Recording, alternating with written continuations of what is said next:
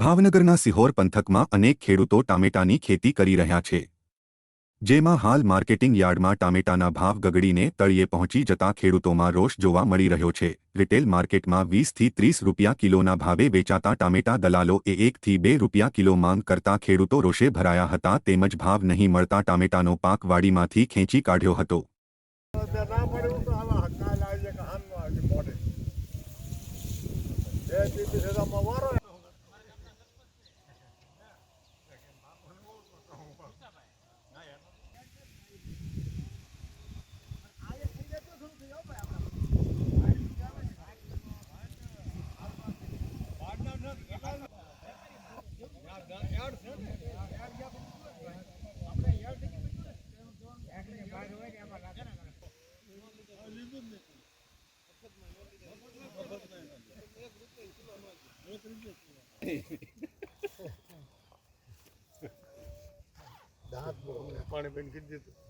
મારું નામ ગોહિલ કાળુભાઈ ખીમાભાઈ, ગામ સાગવાડી, બરાબર છે। હવે અત્યારે કપાસના ભાવ પણ નથી મળતા। કપાસના ભાવ 1200-1300, કમસે કમ 500 રૂપિયા તો મજૂરી લાગી જાય છે, વીણવા ખર્ચ લાગી જાય છે।